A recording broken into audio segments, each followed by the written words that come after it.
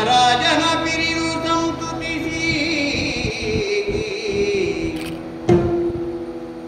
ಅಂಬುನಿಧಿಯಾತ್ಮಜೆಗೆ ಕೈ ಮುಗಿದು ಅಂಬುಜಾಸನವಾಣಿಯರ ಪಾದ ಅಂಬುಜಗೆ ಪಡಮಡುತ್ತವಳ್ಳಿ ಪೆನಿ ಕಥಾಮೃತವ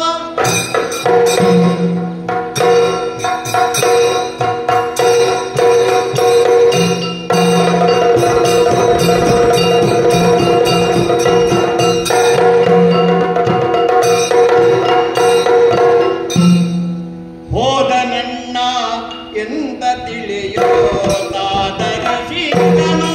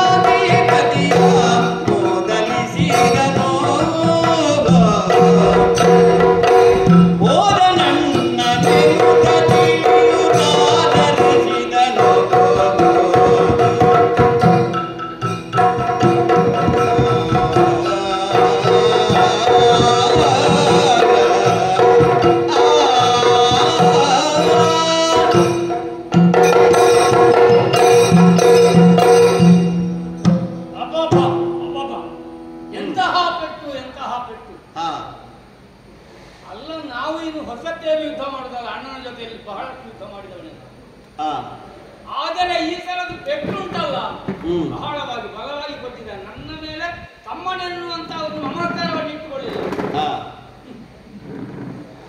ಆದ್ರೆ ಇಟ್ಟು ಕೊಟ್ಟು ನಾನು ಬಿದ್ದಿದ್ದೇನೆ. ಬಿದ್ದ ಮೇಲೆ ನನ್ನ ಮೈಯಲ್ಲಿ ಕುಣಿತಾರೆ ಅಂತ ಕುಣಿಕೆ ರಂಗವಾಯಿತು. ಆದರೂ ಸಹಿಸಿಕೊಂಡೆ. ನನಗೆ ಇಲ್ಲಿ ಮಾತು ಕೊಟ್ಟು ನನ್ನನ್ನು ಧೈರ್ಯ ತುಂಬಿಸಿ ಕಳುಹಿಸಿಕೊಟ್ಟಿದ್ದಾನಲ್ಲ ಆ ಸೂರ್ಯವಂಶೀಯ, ಅವನನ್ನು ನಾನು ಈಗ ನೋಡು. ಯಾಕಂದ್ರೆ ಬಹಳ ಬಹಳ ಮಾತಾಡಿ ನನ್ನನ್ನು ಧೈರ್ಯ ತುಂಬಿಸಿ ನಿನ್ನ ಅಣ್ಣನನ್ನು ಕರೆ ಅಂತ ಹೇಳಿದ್ದೆ. ನಾನು ಅವನನ್ನು ನಂಬಿಯಲ್ವ ಕರೆದದ್ದು. ಹಾಗಿರುವಾಗ ಆ ವಿಶ್ವಾಸ ನಾಯಕನು ಎಲ್ಲಿದ್ದಾರೆ ಅಂತ ಹೇಳಿ ನಾನು ಅಂತ ನೋಡು.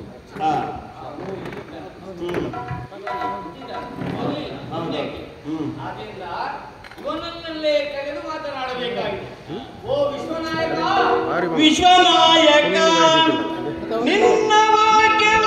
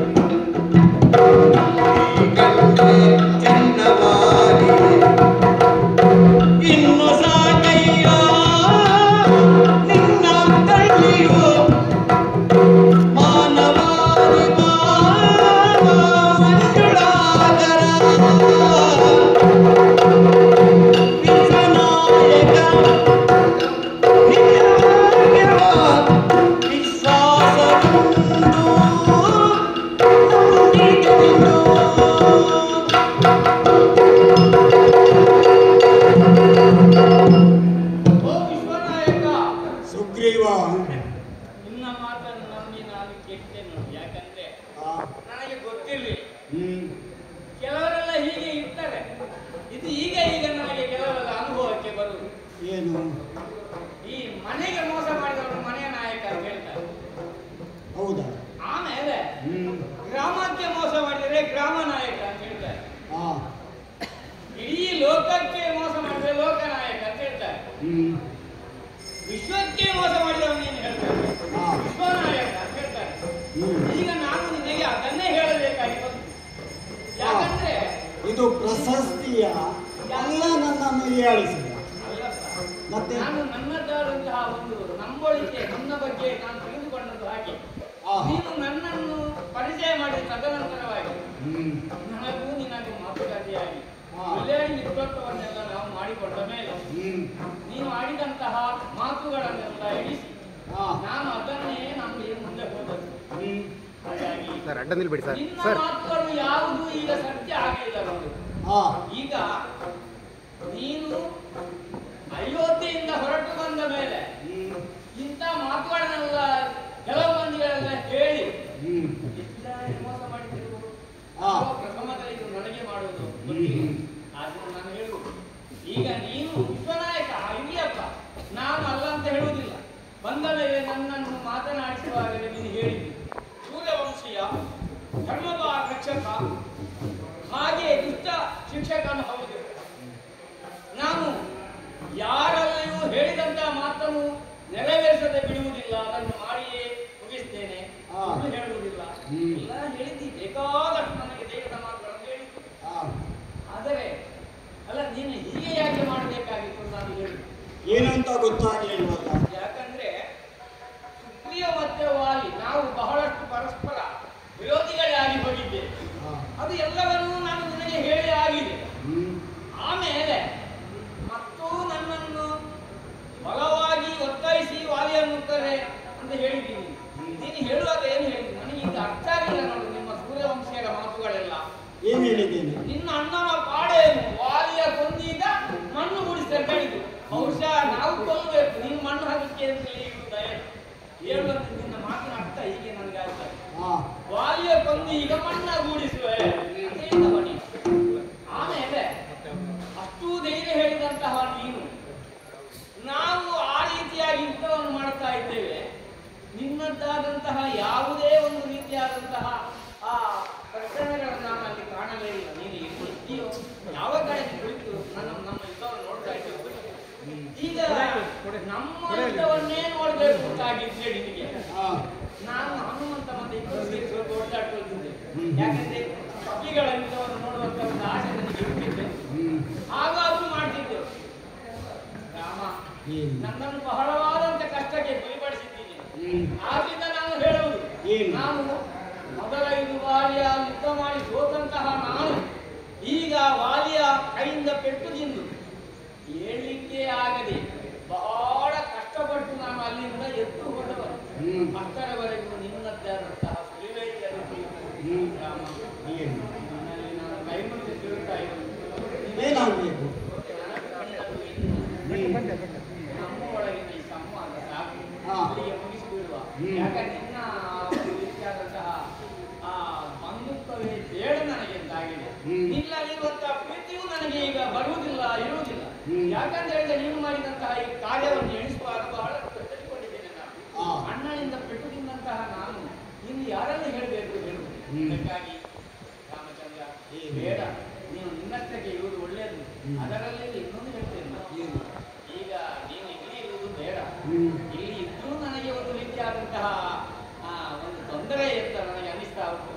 ಹಾಗಾಗಿ ನಿನ್ನನ್ನು ನಾನು ಬಂದಲ್ಲಿಯೇ ಕಳುಹಿಸಿಕೊಡ್ಬೇಕು ಅಂತ ಆದ್ರೆ ಏನು ವ್ಯವಸ್ಥೆ ಆಗಿದೆ ಅದನ್ನಾದ್ರೂ ಹೇಳ್ತೀಯ. ಅಷ್ಟು ಮಾಡ್ತೀಯ, ನೀನು ಅಷ್ಟು ಮಾಡಿದ್ರೆ ಬಹಳ ಉಪಕಾರವಾದಿತ್ತು.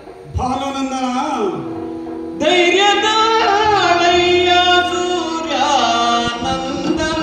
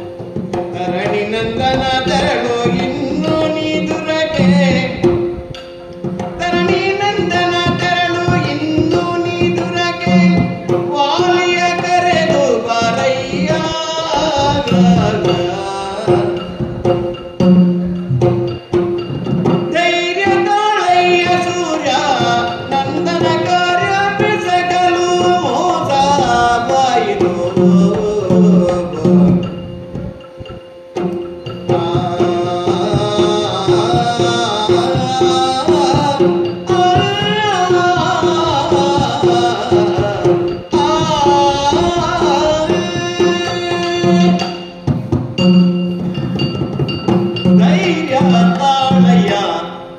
ರವಿನಾಥ, ವಾಲಿಯೊಡನೆ ಸಂಗ್ರಾಮವನ್ನು ಮಾಡುವಂತ ನಾನೇ ಎಂದವನಿದ್ದೆ. ಅವನನ್ನು ಕೊಂದುಕೊಡುವುದರ ತನ್ಮೂಲಕವಾಗಿ ನಿನ್ನ ಮಡದಿಯನ್ನು ನಿನಗೆ ಒಪ್ಪಿಸುವುದಕ್ಕೆ ಸರ್ವಶಕ್ತನಾಗಿದ್ದೇನೆ ಅಂತ ಆಡಿದ್ದೆ. ಆದರೆ ಈಗ ನೀನು ಆಡುತ್ತಾ ಇದ್ದಿ ವಿಶ್ವನಾಯಕ. ನೀನು ಪ್ರಾಯಶಃ ಮೋಸ ಮಾಡುವುದರಲ್ಲಿ ಅಧಿಕವಾಗಿ ನೀನು ಎಲ್ಲಿಯೋ ಗಳಿಸಿದ್ರಿಂದ ವಿಶ್ವನಾಯಕ ಆದೆ. ಪ್ರಾರಂಭದಲ್ಲಿ ಆಡಿದ್ದು ಸಮಸ್ತವಾದ ವಿಶ್ವಕ್ಕೆ ನೀನು ನಾಯಕ.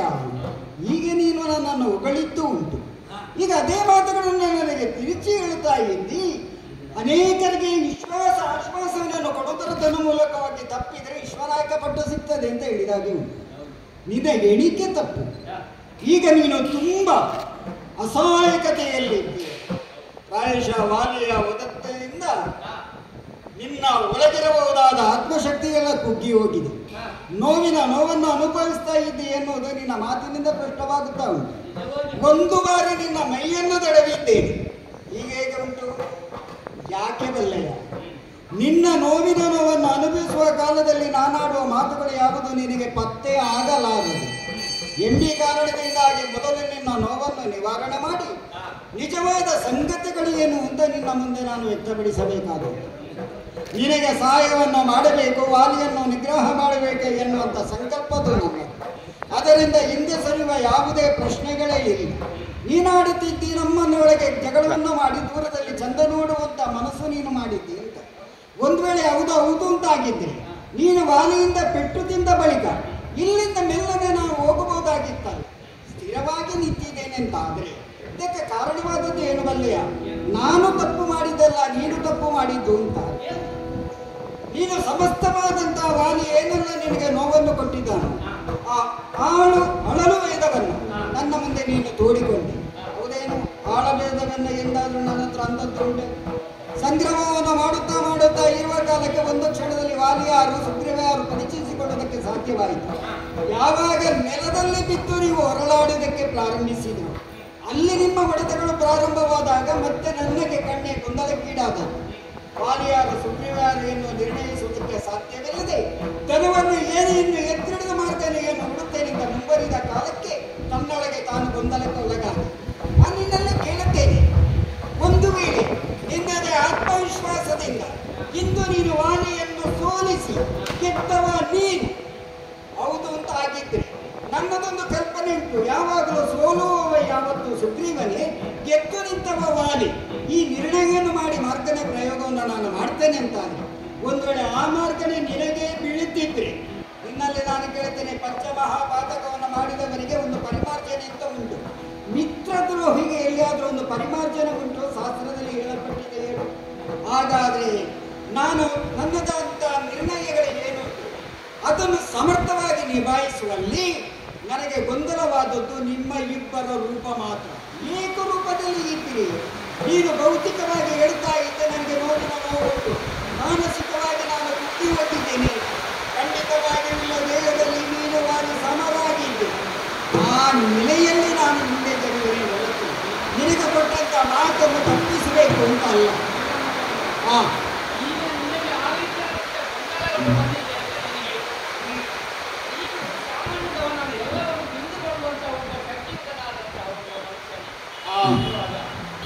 ಈಗ ನಾನು ವಾಲಿ ಯುದ್ಧವನ್ನು ಮಾಡುತ್ತಾ ಇರುವಾಗ ವಾಲಿ ಹೇಳುವುದೇನು? ನಾನು ಕೊಡುವುದಿಲ್ಲ ಅಂತ ಹೇಳುದು.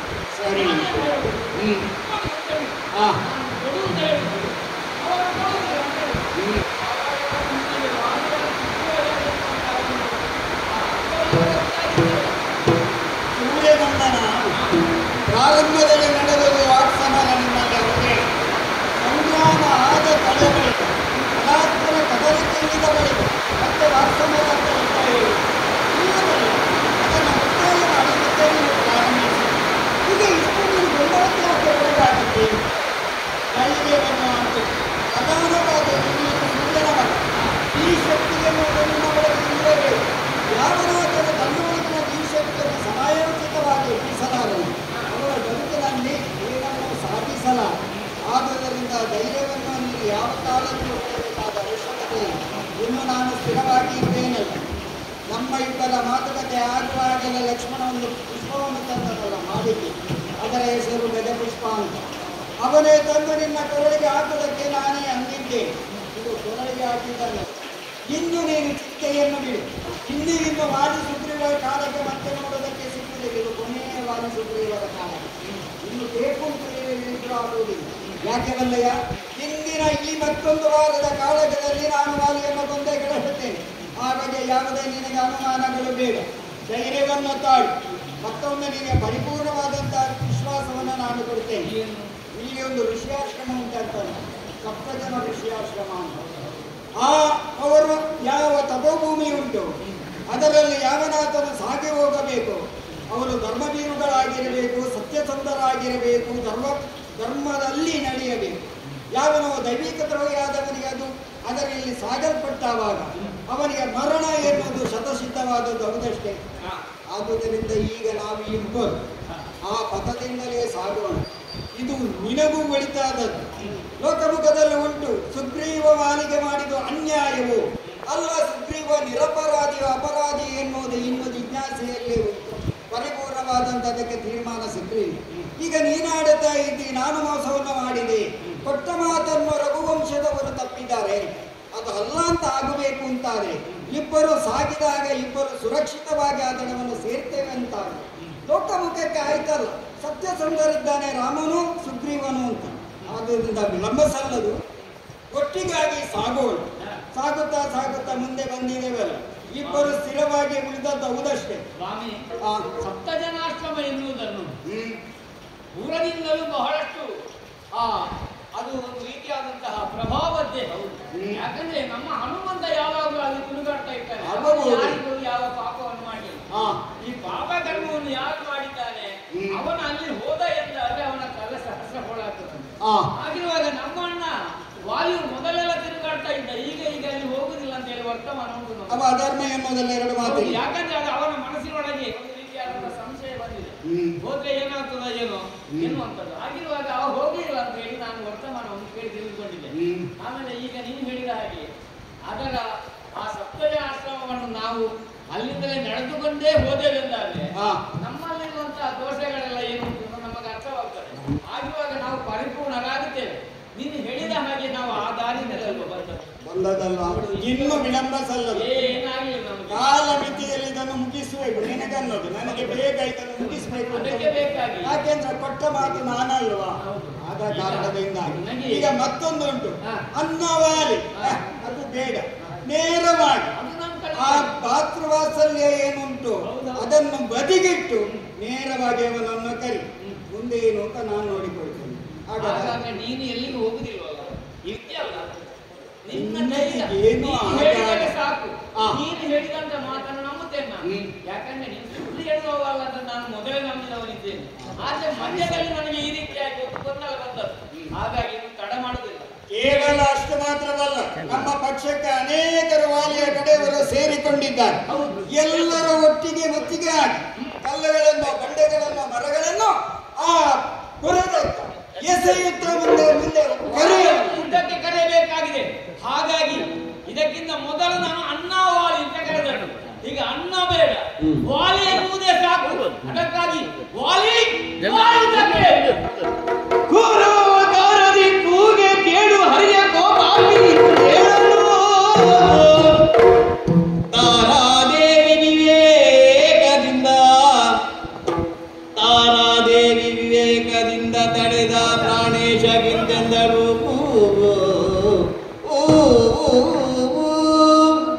ಎಂದಿನಂತಲ್ಲ ಇಂದು ಘೋರಾಕಾರದ ಆ ಕೂಗರಣಿಯೂ ನಾನೊಂದು ವೈಶಿಷ್ಟ್ಯವನ್ನು ಕಾಣುತ್ತಾ ಇದ್ದೇನೆ. ಇದುವರೆಗೂ ಸುಗ್ರೀವ ನನ್ನನ್ನು ಕರೆಯುತ್ತಾ ಇದ್ದದ್ದು ಅಣ್ಣವಾದಿ. ಅದು ಅವನನ್ನು ಅವ ರಕ್ಷಿಸಿಕೊಳ್ಳುವುದಕ್ಕಾಗಿ ಮಾಡುತ್ತಿದ್ದಂತಹ ತಂತ್ರ. ಯಾಕೆ ವಾದಿ ಯುದ್ಧಕ್ಕೆ ಬಾ ಅಂತ ಕರೆದರೆ ಯಾರೂ ಇಲ್ಲಿ ಬದುಕಿ ಉಳಿಯುವುದಿಲ್ಲ. ಅಣ್ಣ ಬಾ, ಒಳಗಿನ ನನ್ನ ಹೃದಯದಲ್ಲಿ ಅವನ ಕುರಿತಾಗಿದ್ದಂತಹ ವಾತ್ಸಲ್ಯ, ಹಿಂದೆ ನಾವು ಹೇಗೆ ಇದ್ದೇವೋ ಅದನ್ನು ಮತ್ತೊಮ್ಮೆ ಜ್ಞಾಪಿಸುವ ಹಾಗೆ, ಅವನ ಕುರಿತಾಗಿ ನನಗೆ ಕನಿಕರ ಬರುವ ಹಾಗೆ ನನ್ನ ಮುಂಭಾಗಕ್ಕೆ ಬಂದ ಅವನನ್ನು ಪಡೆದು ನಾನು ಎಲ್ಲಿಯಾದರೂ ಒಂದೇ ಅಂತಾದ್ರೆ ಎಂಬ ಉದ್ದೇಶದಿಂದಲೇ ಹಾಗೆ ಕರೆಯುತ್ತಾ ಇದ್ದರು. ಆದರೆ ಈ ಹೊತ್ತು ಹಾಗಲ್ಲ. ಅವನ ಕರೆಯುವಿಕೆಯಲ್ಲಿಯೂ ವಿಶೇಷತೆಯನ್ನು ನಾನು ಕಾಣುತ್ತೇನೆ. ಹಿಂದೆಲ್ಲ ಮುಂದಿನಿಂದ ಬಂದು ಕರೀತಾ ಇದ್ದ, ಇಂದು ಹಾಗಲ್ಲ. ನನ್ನ ಶಯನಾಗಾರದ ಬದಿಯಲ್ಲಿಯೇ ನಿಂತು ಕರೀತಾ ಇದ್ದಾನೆ. ಏನು ಆಶ್ಚರ್ಯ! ಹಗಲು ನನ್ನಲ್ಲಿ ಪೆಟ್ಟು ತಿಂದು ಹೋದಂತಹ ಸುಗ್ರೀವ ಈ ಹೊತ್ತಿಗೆ ಕೆಲವು ತಾಸುಗಳಾದದ್ದಷ್ಟೇ ಹಿಂದೆಲ್ಲ ನನ್ನಿಂದ ತಾಡಿಸಿಕೊಂಡು ನನ್ನಿಂದ ಹೊಡೆಸಿಕೊಂಡು ಹೋದಂತಹ ಸುಗ್ರೀವ ಮತ್ತೆ ಬರಬೇಕು ಅಂತಾದ್ರೆ ಶತಮಾನ ದಾಟುತ್ತಾ ಇದ್ದ. ಈ ಹೊತ್ತು ಈ ಕ್ಷಣಕ್ಕೆ ಇವನು ಬಂದಿದ್ದಾನೆ ಅಂತಾದ್ರೆ ಇದು ನಿರ್ಣಯವೇ. ನಿದ್ರಾಂಗನಾಲಿಂಗನ ಯೋಗದಲ್ಲಿ ನಾನಿರುತ್ತ ನನ್ನನ್ನು ಕರೆಯುವುದರೊಂದಿಗೆ ಇವನು ಮೃತ್ಯು ಚುಂಬನವನ್ನೇ ಮಾಡುವುದಕ್ಕಾಗಿ ಹೊರಟಿದ್ದಾನೆ ಎನ್ನುವುದಕ್ಕೆ ಯಾವುದೇ ಸಂದೇಹವಿಲ್ಲ. ಒಂದೋ ನಾನು ಇಲ್ಲ ಸುಗ್ರೀವ ಎನ್ನುವುದನ್ನು ನಿರ್ಣಯಿಸಿ ಈ ಹೊತ್ತು ಇದ್ದ ಹಾಗೆಯೇ ಎದ್ದು ಧಾವಿಸ್ತೇನೆ. ಸ್ವಾಮಿ ಸ್ವಾಮಿ ಸ್ವಾಮಿ. ತಾರ, ಹೌದು ಸ್ವಾಮಿ, ಏನೇ ನಿಮ್ಮ ಚರಣದಾಸಿಯಾದ ತಾರ. ಸ್ವಾಮಿ, ಎಂದಿನ ಹಾಗೆ ಆ ಭರ್ಜನೆಯನ್ನು ಕೇಳಿದವಳು ನಾನೂ ಕೂಡ. ನೀವು ಲಘುಬಗನೆ ಧಾವಿಸಿ ಇನ್ನೇನು ಅವನಿಗೆ ಹೊಡಿತೇನೆ, ಯುದ್ಧಕ್ಕೆ ಹೋಗ್ತೇನೆ ಅನ್ನುವ ರೀತಿಯಲ್ಲಿ ತಾವು ಸಿದ್ಧರಾದದ್ದನ್ನು ನೋಡಿದೆ ಸ್ವಾಮಿ. ನನ್ನನ್ನು ಕಾಣಲಿಲ್ಲ ನೀವು ಸ್ವಾಮಿ. ಇದು ನಿಮ್ಮ ಯಾವಾಗಿನ ರೀತಿ? ಯಾವಾಗಿನ ನನ್ನ ರೀತಿಯನ್ನು ಕಂಡಂತಹ ನೀನು ಹೌದು, ಈ ಹೊತ್ತು ನನ್ನ ಕಾಲುಗಳ ಮೇಲೆ ಬಿತ್ತು ಅಲ್ವೋ? ಬೇಡಿಕೊಳ್ಳುವ ಹಾಗೆ ಮಾತುಗಳನ್ನಾಡುತ್ತಾ ಇದ್ದೆ. ಹಾಗಾಗಿ ಏನೇ ಎಂದಿನ ನಿಮ್ಮದೇ ರೀತಿಯಾದರೆ ಇವತ್ತು ನಾನು ಏನು ಹೇಳ್ತೇನೆ ಗೊತ್ತಾ? ಏನು ನೀತಿಯಲ್ಲ ಕೋಪದಿಂದ ನೀ ಕೇಳು ಮತ್ಪ್ರಾಣಕಾಂತ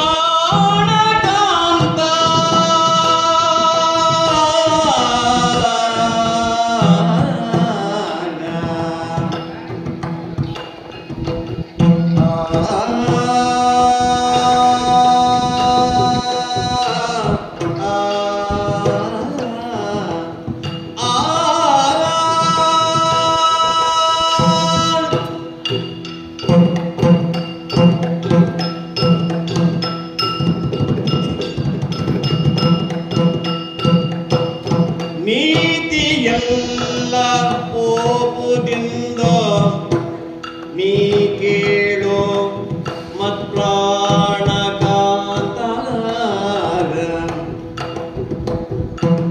ಜಾತಂಗದ ಬೇಡಿದೊಂದು ಮಾತ ಕೇಳಿದೆ ನಿಂದ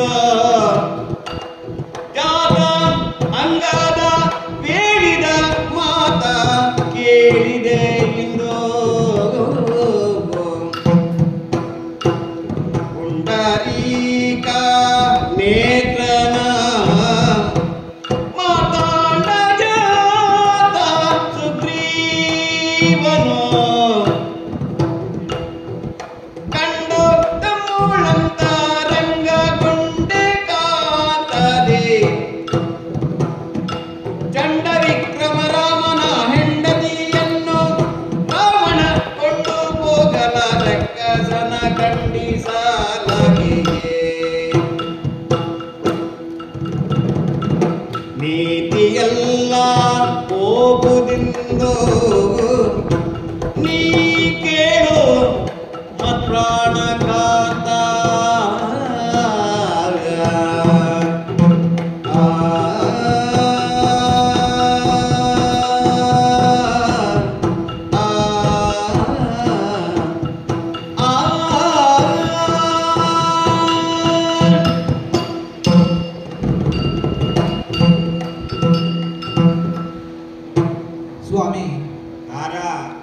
ಈ ಹಿಂದೆ ಅನೇಕ ಬಾರಿ ಹ್ಮ್ ಸುಗ್ರೀವನು ಯುದ್ಧಕ್ಕೆ ಬಂದಾಗ ಹ್ಮ್ ನಾನು ನಿಮ್ಮನ್ನು ತಡೆದದ್ದಿಲ್ಲ.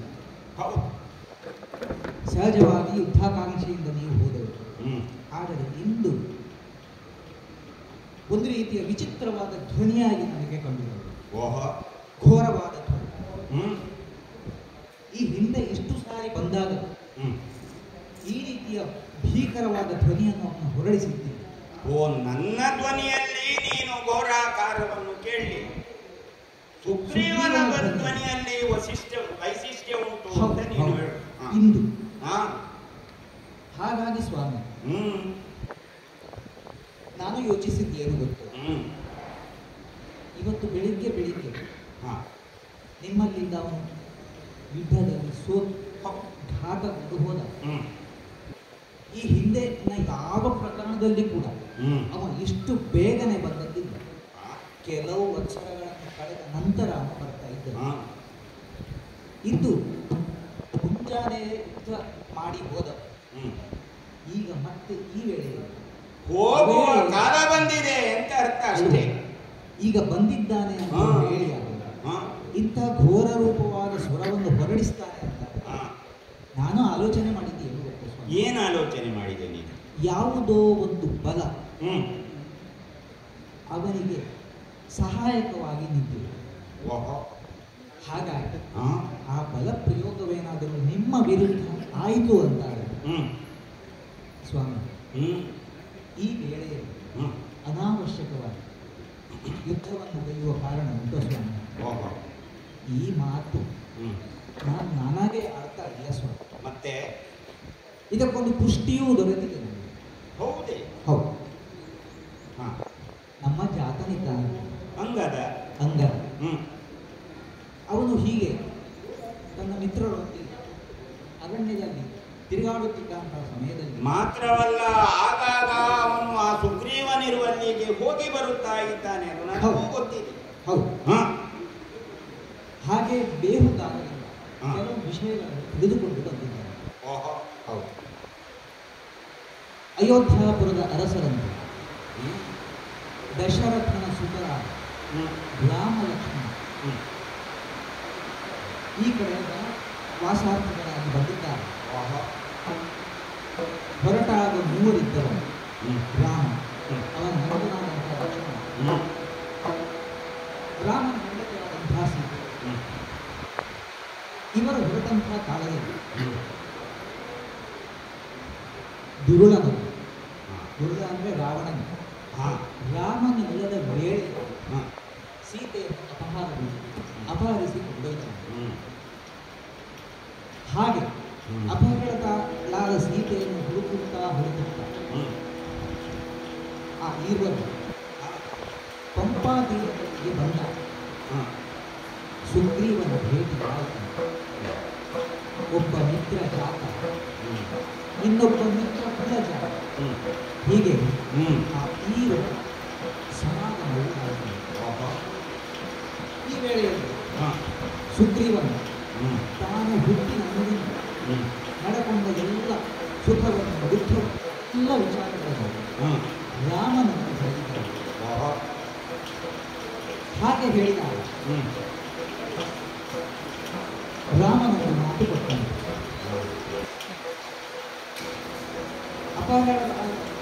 ನಿನ್ನ ಹೆಂಡತಿಯನ್ನು ಅಪಹರಣ ಮಾಡಿದಂತೆ ಹ್ಮ್ ನಿನ್ನ ಅಣ್ಣನಾದ ವಾಲಿಯನ್ನು ನಾನು ಸಂಹರಿಸುತ್ತೇನೆ ಓಹೋ. ಎಂಬಂಥ ಮಾತನ್ನು ಹಾ. ಹಾಗಾಗಿಯೇ ಹೇಳಿದ್ದು ಸ್ವಾಮಿ. ಹ್ಮ್ ಅಂಥ ಬಲ ಬಂದಿರುವ ಹ್ಮ್ ಈ ವೇಳೆಯಲ್ಲಿ ನೀವು ಹೋಗಿ ನೀವು ತಿಳಿಸುವ ಆದಾಗ ಹಾ. ನಾನು ಹೇಳಿದ ಯುದ್ಧ ಅಂತೂ ಯಾವಾಗಲೂ ಇರುತ್ತದೆ ಹ್ಮ್ ಸ್ವಾಮಿ. ಹಾ. ಇನ್ನಷ್ಟು ವಿಷಯಗಳು ಉಂಟು. ನಿನ್ನ ಕುಂದಾತನ ಸತಿಯನ್ನು ಬಿಡಿಸಿಕೊಡುವೇನೆಂದು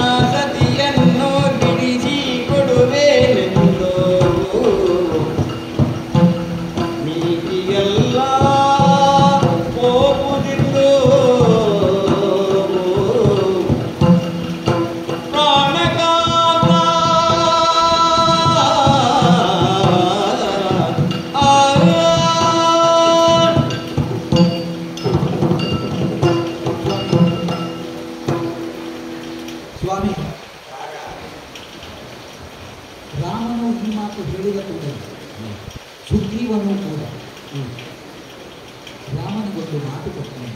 ಓಹೋ. ಹಾಗೊಂದು ವೇಳೆ ತನ್ನ ಸತಿಯನ್ನು ರಾಮನು ಬಿಡಿಸಿಕೊಂಡು ಕೊಳ್ಳುವುದು ಹೌದು ಅಂತ ಆದರೆ ತಾನೂ ಕೂಡ ಕಿಷ್ಕಿಂಧೆಯ ಅಧಿಪತಿಯಾಗಿ ಸರ್ವ ಸೈನ್ಯದೊಡನೆ ಸೀತೆಯನ್ನು ಹುಡುಕಲಿದ್ದಾರೆ. ತಾನು ತನ್ನ ಸೈನ್ಯ ಸಹಿತವಾಗಿ ನಿನ್ನ ಸೇವೆಗೆ ನಾನು ಸಿದ್ಧನಾಗಿದ್ದೇನೆ ಎಂಬುದಾಗಿ ತಿಳಿಸಿದ್ದೇನೆ. ಹಾಗಾಗಿ ಸ್ವಾಮಿ ಇಲ್ಲೊಂದು ಮಾತು ಉಂಟು. ಇಕ್ಷ್ವಾಕು ವಂಶದವರು ನಾವು ಹೇಳಿದ ಮಾತಿನಂತೆಯೇ ನಡೆದಿದ್ದಾರೆ. ಇಷ್ಟರವರೆಗೆ ಅವರ ವನವಾಸದ ಎಲ್ಲ ವಿಷಯವನ್ನು ಸಂಗ್ರಹಿತ ವಿಷಯ ಗಮನಿಸಿದರು. ತಾವು ನುಡಿದ ಮಾತನ್ನು ಪಾಲಿಸಲಿಕ್ಕೆ ಅವರು ಏನನ್ನು ಮಾಡಬಲ್ಲರು. ಹಾಗಾಗಿ ಈ ರಾತ್ರಿ ಯುದ್ಧಕ್ಕೆ ನಾವು ಹೋಗಬಾರದು ಅಂತ ವಾಲಿಯು ಯುದ್ಧಕ್ಕಾಗಿ ಹೊರಡುವಂತಹ ಸಂದರ್ಭಗಳಲ್ಲೆಲ್ಲ ನೀನು ಹೀಗೆ ವರ್ತಿಸಿದವಳ ಅಲ್ಲ. ಆದರೆ ಈ ಹೊತ್ತು ನನ್ನ ಮುಂಭಾಗದಲ್ಲಿ ಕಣ್ಣೀರನ್ನು ಸುರಿಸುತ್ತ ಕಣ್ಣೀರಿನಲ್ಲಿಯೇ ನನ್ನ ಪಾದಗಳನ್ನು ತೋರಿಸುತ್ತ ಹೇಳುವುದೋ ಬೇಡವೋ ಎಂಬ ಹಾಗೆ ಬಹಳ ನಿಧಾನಗತಿಯಲ್ಲಿ ನೀನು ಮಾತುಗಳನ್ನಾಡುತ್ತಾ ಆಡುತ್ತಾ ನನ್ನ ಮಗನಾದಂತಹ ಅಂಗದನು ಸಂಗ್ರಹಿಸಿದ್ದಂತಹ ಸುದ್ದಿಯನ್ನೆಲ್ಲ ಬಿತ್ತರಿಸುತ್ತಾ ಉತ್ತರದ ಎತ್ತರ ರಾಮನು ಇಲ್ಲಿಗೆ ಬಂದಿದ್ದಾನೆ.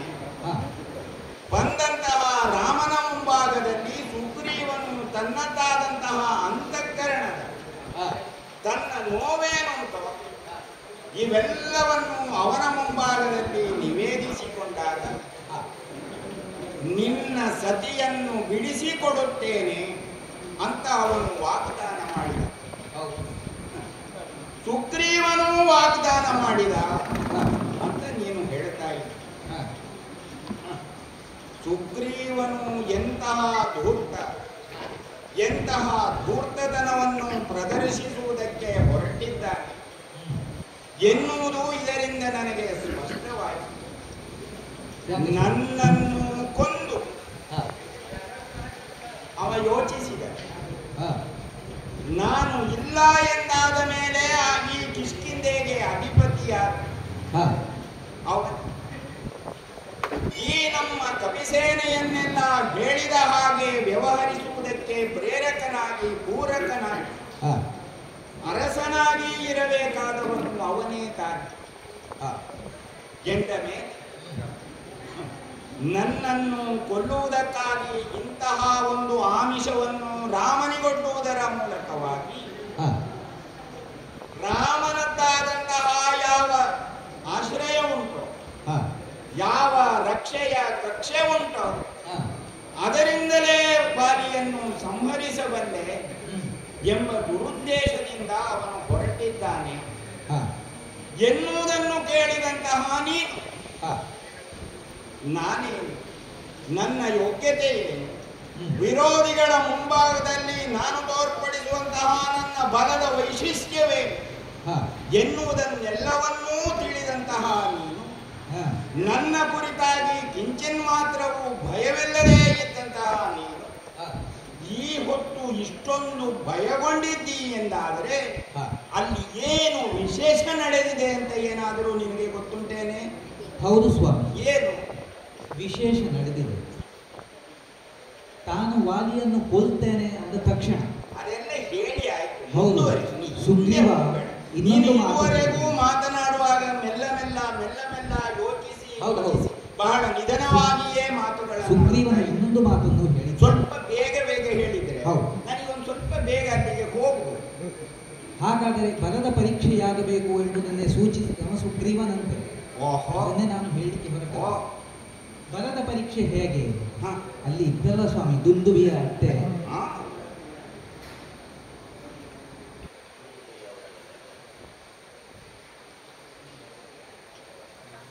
ದುಂದುವೆಯ ಒಡಲನ್ನು ರಾಮನು ಚಿಮ್ಮುವುದರ ಮೂಲಕವಾಗಿ ತನ್ನದಾದಂತಹ ಪರಾಕ್ರಮ ಏನುಂಟೋ ಅದನ್ನು ಪ್ರದರ್ಶಿಸಿದ. ಆದುದರಿಂದಲೇ ನಿನಗೆ ಭಯವಾಗಿದೆ. ಹೌದು ಸ್ವಾಮಿ. ಚಿತ್ರತರಾಂಗಿ ಅಷ್ಟೇ ಅಲ್ಲ, ಚಿತ್ರತರಾಂಗಿ ಕೇಳೆ ಬಾಲೆ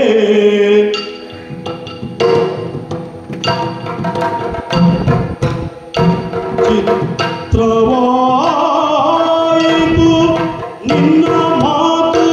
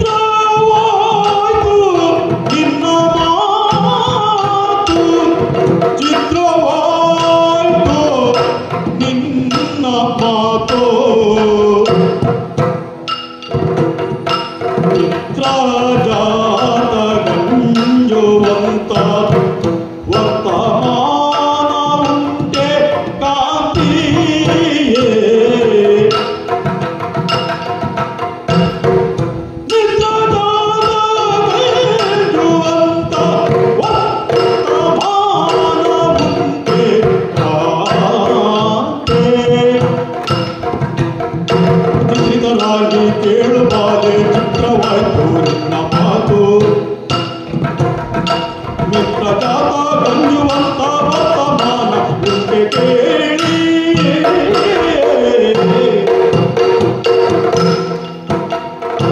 ಚಿತ್ರತರಾಂಗಿ ಕೇಳು ಬಾಲೆ ಚಿತ್ರವಾಯ್ತು ನಿನ್ನ ಮಾತು, ಚಿತ್ರತರಾಂಗಿಯೇ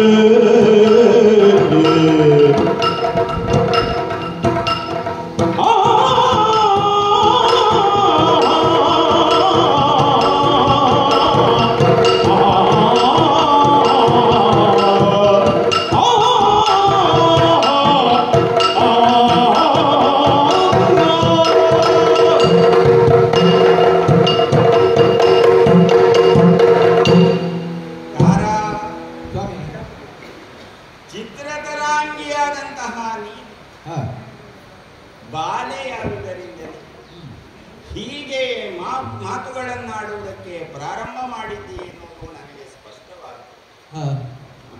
ಅಲ್ಲದೆ ಇದುವರೆಗೂ ನಿನ್ನ ಹೃದಯದಲ್ಲಿಲ್ಲದೆ ಇದ್ದಂತಹ ಭಯ, ನನ್ನ ಕುರಿತಾಗಿ ಇದ್ದಂತಹ ಆ ಯೋಗ್ಯತೆ, ನನ್ನ ಕುರಿತಾಗಿದ್ದಂತಹ ಸ್ಥೈರ್ಯ ಇವೆಲ್ಲವೂ ಕುಕ್ಕಿ ಕುಂದಿ ನೀನು ಈ ಹೊತ್ತು ಅವನು ಕರೆಯುತ್ತಿರುವಂತಹ ಈ ಸಂದರ್ಭದಲ್ಲಿ ಯುದ್ಧಕ್ಕೆ ಹೋಗಕೂಡದು. ಯಾಕೆಂದರೆ ದಶರಥನ ಪುತ್ರನಾದಂತಹ ರಾಮನ ಅನುಗ್ರಹ ಉಂಟು. ಸುಗ್ರೀವನು ರಾಮನನ್ನು ಅನುಸರಿಸಿ ಆ ಮೂಲಕವಾಗಿ ರಾಮನಿಂದಲೇ ನಿಮಗೇನಾದರೂ ಆದರೆ ಎಂಬ ಯೋಚನೆ, ಎಂಬ ನೋವು ನಿನ್ನನ್ನು ಕಾಡ್ತಾ ಉಂಟು ಎನ್ನುವುದು ನಿನ್ನ ಮಾತಿನಿಂದ ನನಗೆ ಸ್ಪಷ್ಟವಾಗುತ್ತಾ. ಹಾಗಂತ ಸುಗ್ರೀವನು ನನ್ನನ್ನು ಹೋರಾಟಕ್ಕಾಗಿ ಕರೆಯುತ್ತಿರುವಂತಹ ಈ ಸಂದರ್ಭದಲ್ಲಿ ನಾನು ಇದುವರೆ ಯಾರಾದರೂ ಹೋರಾಟಕ್ಕೆ ನನ್ನನ್ನು ಕರೆದರು ಎಂದಾದರೆ ಹಿಂದೆ ಉಳಿದಂತಹ ಜಾಯಮಾನವೇ ಇದೆ. ಸುಗ್ರೀವನ ಮುಂಭಾಗದಲ್ಲಿ ನಾನು ಈ ಹೊತ್ತು ಕ್ಷೀಣನಾಗಿದ್ದೇನೆ. ಸುಗ್ರೀವ ಸುಗ್ರೀವನಿಗೆ ನಾನು ಭಯಗೊಂಡಿದ್ದೇನೆ ಎಂಬ ಹಾಗೆ ಸುಗ್ರೀವನು ಹೋರಾಟಕ್ಕಾಗಿ ಕರೆಯುತ್ತಿರುವಂತಹ ಈ ಹೊತ್ತಿನಲ್ಲಿ ನಾನು ಹಿಂದೆ ಉಳಿದೆ ಎಂದಾಗ ಆ ಸೂರ್ಯನ ಮಗನಾದಂತಹ ಸುಗ್ರೀವನಿಗೆ ನಾನು ಅಂಜಿ ಆ ಮೂಲಕವಾಗಿ ಪ್ರಾಣವನ್ನುಳಿಸಿಕೊಳ್ಳುವುದಕ್ಕಾಗಿಯೂ ರಾಮನ ಸಹಾಯದಿಂದಲಾಗಿ ನನಗೇನಾದರೂ ಹೆಚ್ಚು ಕಮ್ಮಿ ಆದೀತು ಎನ್ನುವಂತಹ ಭಯದಿಂದಲಾಗಿ ಯುದ್ಧಕ್ಕೆ ನಾನು ಹೋಗದೇ ನಿದ್ದೆ ಎಂದಾದರೆ ಇದುವರೆಗೂ ಗಂಡುಸರಲ್ಲಿಯೇ ಗಂಡು ಮೆಟ್ಟಿದಂತಹ ಈ ಕಿಷ್ಕಿಂಧೆಯ ಸುಗ್ರೀವನಂತಹ ವಾಲಿಯಂತಹ ಒಬ್ಬ ಮಹಾಯೋಧ ಯಾವಾಗಲೂ ಭಯಬೀರುವಾಗ ಓಡುವುದನ್ನೇ ಪರಿಪಾಠವನ್ನಾಗಿಸಿಕೊಂಡಂತಹ ಸುಗ್ರೀವನ ಮುಂಭಾಗಕ್ಕೆ ನಾನು ಹೋದರೆ ನನಗೆ ಅಪಾಯವಾದೀತು ಎನ್ನುವ ಹಾಗೆ ನೀನು ಮಾತುಗಳನ್ನಾಡುತ್ತಾ ಇದ್ದೀಯ. ಹೌದು ತಾರಾ, ಈಗ ಒಂದು ವೇಳೆ ನಾನು ಹೋರಾಟವನ್ನು ಮಾಡುವುದಕ್ಕಾಗಿ ಮುಂದುವರಿಯದೆ ನಿತ್ಯನೋ ಅಂತ ಇಟ್ಟುಕೊಳ್ಳೋಣ. ಏನು ಮುಂದೆ ಸ್ವಾಮಿ? ಯುದ್ಧವೇ ಬೇಡ ಅಂತ ಹೇಳುವ ನೀನು? ಯುದ್ಧ ಬೇಡ ಅಂತ ಹೇಳಿ ಸ್ವಾಮಿ. ದುಂದುಬಿಯ ಕಾಯವ ಕಾಲಿಂದ ಚಿಮ್ಮಿ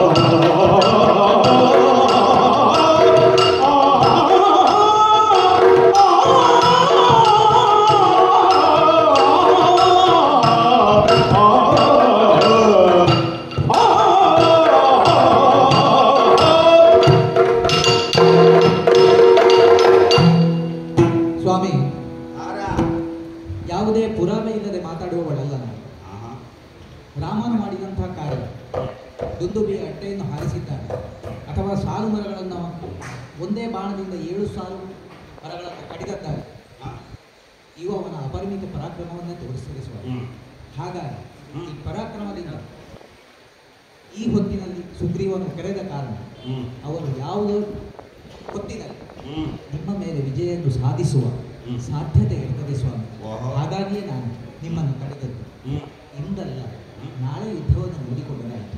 ಸ್ವಾಮಿ, ನನ್ನ ಮಾತನ್ನು ಕೇಳಿ ಬೇಡ್ತಾ ಇದ್ದೇನೆ. ಧಡಿಗೆ ತ್ರೈಮೂರ್ತಿಗಳು ಅಂಜುವರೈಸೆ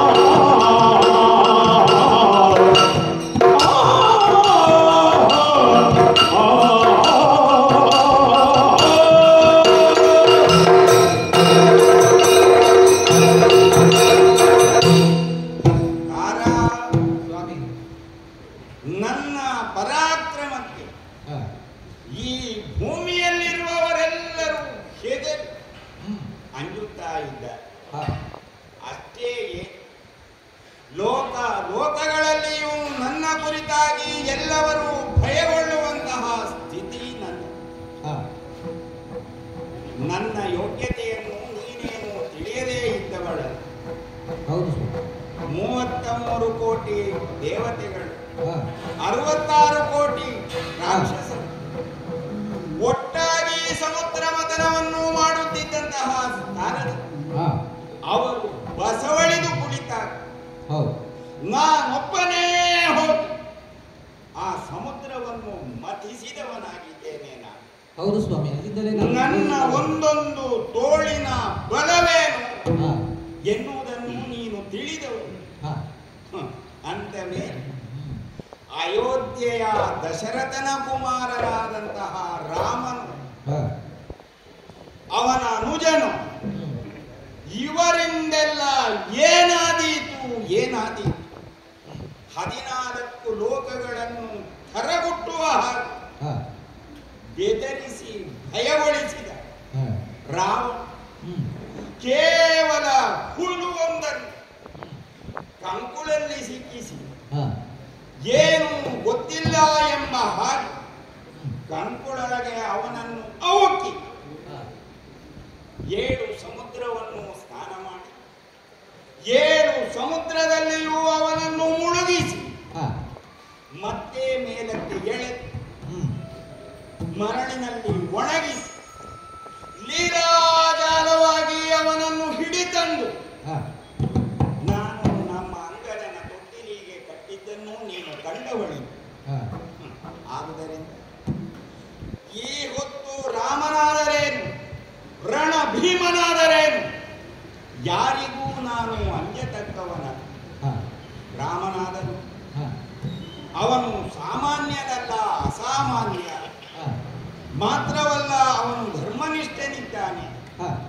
ಧರ್ಮವನ್ನು ಹೊರತುಪಡಿಸಿ ಅಧರ್ಮಿಯಾಗಿ ಅವನು ವಾಲಿಯ ಮುಂಭಾಗಕ್ಕೆ ಹೋರಾಟಕ್ಕೆ ಬರಲಾರ.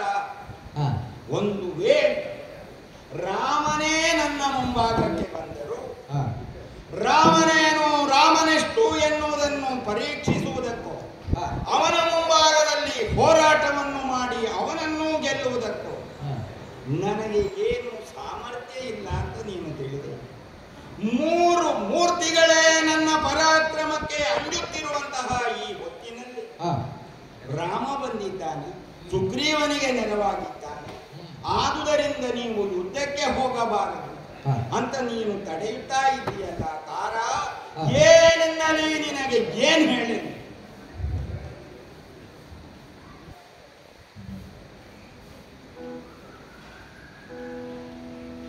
ನಾಳೆ ನೋಡಿಕೊಂಬ ಯುದ್ಧ ವೇಳೆಯಲ್ಲ ಇಂದಿನ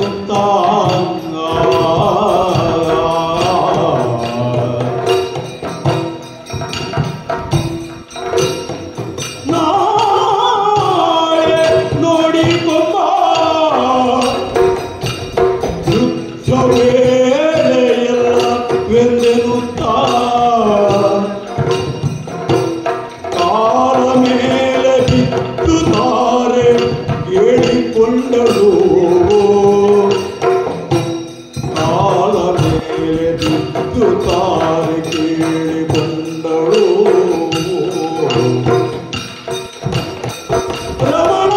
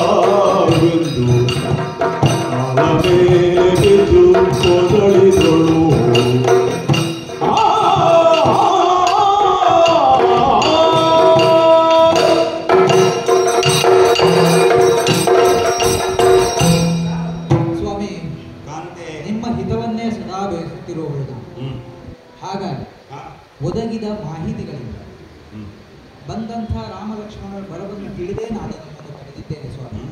ನಿಮ್ಮನ್ನು ನಾನು ಕೇಳಿಕೊಳ್ಳುವುದಿಷ್ಟೇ, ಏನು ಈ ಕಿಷ್ಕಿಂಧೆಯ ಹಿತವನ್ನು ನೀವು ಕಾಯುವುದು ಹೌದಾದರೆ, ಈ ಕಿಷ್ಕಿಂಧೆಯ ಸಮಸ್ತ ಪ್ರಜೆಗಳ ಸುಖವನ್ನು ನೀವು ಬಯಸುವುದು ಹೌದಾದರೆ ಸ್ವಾಮಿ, ಈ ಅವೇಳೆಯಲ್ಲಿ ಈ ರಾತ್ರಿಯಲ್ಲಿ ನೀವು ಹೋಗುವುದು ಯುಕ್ತವಲ್ಲ ಅಂತ ನನ್ನ ಭಾವ. ಹಾಗಾಗಿ ಏನೇ ಇದ್ದರೂ ನಾಳೆ ನೋಡಿಕೊಳ್ಳುವ. ಆಗದೆ ಏನೋ ಒಂದು ಶಂಕೆ ನಿನ್ನನ್ನು ಕಾಡುತ್ತಾ ಉಂಟು. ಚಿತ್ತದಲ್ಲಿ ಸಂಖ್ಯೆ ಬೇಡ ಮತ್ತೆ ನೋಡನ್ನ ಕೈ ಮಾಡ.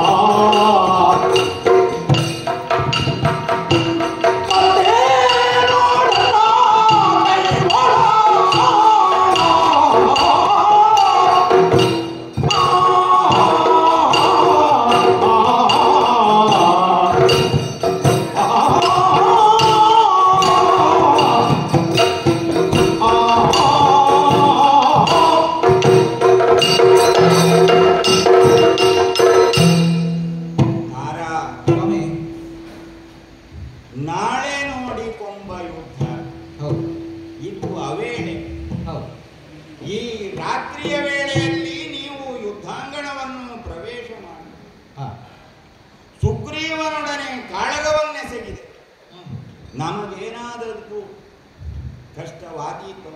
ಹೌದು. ಮಾತ್ರವಲ್ಲ, ಸುಗ್ರೀವನ ನೆರವಿಗೆ ರಾಮನೂ ಇದ್ದಾನೆ. ಹಾ. ಸುಗ್ರೀವನದ್ದಾದಂತಹ ಯೋಗ್ಯತೆ ಏನು ಎನ್ನುವುದನ್ನು ನಾನು ತಿಳಿದವನಿದ್ದೇನೆ. ಮಾತ್ರವಲ್ಲ, ನೀನೂ ತಿಳಿದವಳಿದ್ದೆ. ಆದರೆ ನೀನೊಂದು ಮಾತು ಹೇಳಿದೆಯ, ಸುಗ್ರೀವನ ಮಾತು ಅದು ಆಮೆಯ ತಲೆಯ ಹಾಗೆ ಹೊರಗೂ ಹೋಗ್ತದೆ, ಒಳಗೂ ಬರ್ತದೆ. ಆದರೆ ರಾಮನ ಮಾತು, ದಶರಥ ಪುತ್ರನಾದಂತಹ ರಾಮ ಅವನೊಂದು ಮಾತನ್ನಾಡಿದ ಎಂದಾದರೆ ಅದು ಆನೆಯ ದಂತದ ಹಾಗೆ ಒಮ್ಮೆ ಹೊರಗೆ ಬಂತು ಎಂದಾದರೆ ಮತ್ತದು ಒಳಕ್ಕೆ ಸರಿಯುವುದಕ್ಕಿಲ್ಲ. ಹಾಗಾಗಿ ರಾಮನ ನೆರವಿನಿಂದಲಾಗಿ ಬಂದಂತಹ ಸುಗ್ರೀವನ ಕುರಿತಾಗಿ ನಾನು ಯೋಚಿಸುತ್ತಿದ್ದೇನೆ. ಯೋಚನಾಪರಳಾಗಿಯೇ ನಾನು ಈ ಹೊತ್ತು ಬೇಡ, ನಾಳೆ ಯುದ್ಧವನ್ನು ನೋಡಿಕೊಳ್ಳುವ ಎಂಬ ಸಲಹೆಯನ್ನು ನೀನು ನನಗೆ ಕೇಳಿ. ಒಬ್ಬ ಪತ್ನಿಯಾಗಿ ನೀನು ಮಾಡಬೇಕಾದಂತಹ ಕರ್ತವ್ಯವನ್ನು ನೀನು ಮಾಡಿದ್ದಿ. ಪ್ರಾಮಾಣಿಕವಾಗಿ ನಿನ್ನ ಮನಸ್ಸಿನಲ್ಲಿ ಏನುಂಟೋ ಅದನ್ನು ನೀನು ನನ್ನ ಮುಂಭಾಗದಲ್ಲಿ ಬಿತ್ತರಿಸಿ. ಆದರೆ ತಾರಾ, ನೀನು ಹೇಳ್ತೀಯ, ಸುಗ್ರೀವನು ನನ್ನನ್ನು ಯುದ್ಧಕ್ಕಾಗಿ ಕರೆದಿದ್ದಾನೆ, ನಾ ಹೋಗದೆ ಹಿಂದೆ ಉಳಿಯಬೇಕು, ನಾಳೆಗೆ ಯುದ್ಧವನ್ನು ಮುಂದುವರಿಸಬೇಕು. ನಾಳೆಗೆ ನಾನು ಯುದ್ಧವನ್ನು ಮುಂದುವರಿಸಿದೆ ಎಂದಾದರೆ ನನಗೇನಾದರೂ ಹೊಸ ಶಕ್ತಿ ಮತ್ತೆ ಆವೇಶಗೊಂಡು ಬರುವುದಕ್ಕಿಲ್ಲವಲ್ಲ. ನನ್ನಲ್ಲಿ ಇರತಕ್ಕಂತಹ ಶಕ್ತಿ ಏನುಂಟು ಅದಕ್ಕಿಂತ ಹೆಚ್ಚಿನದ್ದು ನಾಳೆ ಬೆಳಗಾಗುವಾಗ ನನ್ನೊಳಗೆ ಬಂದು ಸೇರಿಕೊಳ್ಳುವುದಕ್ಕಿಲ್ಲವಲ್ಲ. ಹಾಗಂತ ನೀನು ಪರಾಕ್ರಮಿ, ಕೋದಂಡಧಾರಿ, ಆ ರಾಮ ಸುಗ್ರೀವನಿಗೆ ನೆರವನ್ನು ನೀಡುವುದಕ್ಕಾಗಿ ಬಂದಿದ್ದಾನೆ. ಬಂದಂತಹ ಅವನಲ್ಲಿರುವಂತಹ ಪರಾಕ್ರಮ, ಅವನಲ್ಲಿರುವಂತಹ ದಿವ್ಯತೆ, ಭವ್ಯತೆ ಇವೆಲ್ಲವೂ ನಾಳೆ ಇಂದು ಬೆಳಗಾಗಿ ನಾಳೆಗಾಗುವಾಗ ಕಡಿಮೆಯಾಗುವುದಕ್ಕೂ ಇಲ್ಲವಲ್ಲ ಎಂದವೇ ತಾರ. ಚಿತ್ತದಲ್ಲಿ ಶಂಕೆ ಬೇಡ. ನೀನು ಯಾವಾಗಲೂ ನನ್ನನ್ನು ಕಳುಹಿಕೊಡುವ ಹಾಗೆ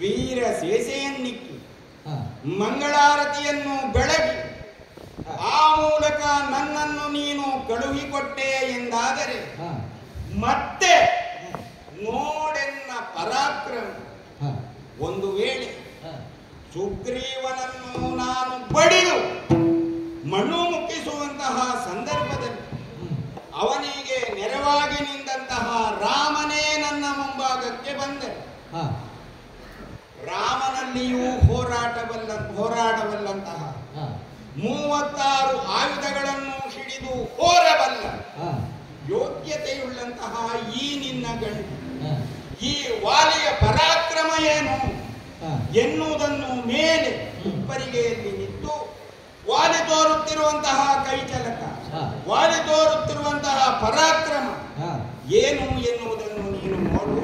ಶಂಕೆ ಬೇಡ, ಕಳುಹಿಕೊಡು. ಸ್ವಾಮಿ, ಪರಾಕ್ರಮದ ಹೆಚ್ಚಳದ ಬಗ್ಗೆ ನಾನು ಮಾತಾಡದಿಲ್ಲ. ರಾತ್ರಿಯ ವೇಳೆಯಲ್ಲಿ ಯಾವುದೇ ಸ್ಪಷ್ಟತೆ ಇರುತ್ತದೆ, ಹಗಲಲ್ಲ ಎಲ್ಲವನ್ನೂ ಕಾಣಲಿಕ್ಕೆ ಸಾಧ್ಯವಾಗ್ತದೆ, ಸ್ಪಷ್ಟತೆ ಇರ್ತದೆ. ಹಾಗಾಗಿಯೇ ಈ ಮಾತನ್ನು ಹೇಳಿದೆ ಸ್ವಾಮಿ. ಆದರೂ ನೀವು ಯಾವುದೇ ಮಾತು ಹೇಳಿದರು ಅದಕ್ಕೆ ತಕ್ಕುದಾದನ್ನೇ ಹೇಳ್ತೀರಿ. ಆದ್ದರಿಂದ ನಾನು ಕೂಡ ವಿವಶಳಾಗಿ ಎಂದಿನಂತೆ ನನ್ನ ಸ್ತ್ರೀ ಸಹಜವಾದ ಧರ್ಮವನ್ನು ಪಾಲಿಸಿ ಈ ಆರತಿ ತಟ್ಟೆಯೊಂದಿಗೆ ಬಂದಿದ್ದೇನೆ ಸ್ವಾಮಿ. ಯುದ್ಧದಲ್ಲಿ ನಮಗೆ ಜಯವಾಗಲಿ ಎಂದು ಅಪೇಕ್ಷಿಸುತ್ತಾ ಮಂಗಳಾರತಿಯನ್ನು ಎದ್ದಿದ್ದೇನೆ ಸ್ವಾಮಿ. ಹೋಗಿ ಬನ್ನಿ ಸ್ವಾಮಿ, ಹೋಗಿ ಬನ್ನಿ. ಹೊರಡುವುದಕ್ಕೆ ಸಿದ್ಧನಾದಾಗ ಅದೇನು ಪುರವೈರಿಸೇನೆಯೋ ಶರವಶದ ಬಲಿ ಗಜಗವಯ ಸಂಗರ ಭಯಂಕರ ಸುಮುಖ ದುರ್ಮುಖ ಗಂಧ ಮಾತನರ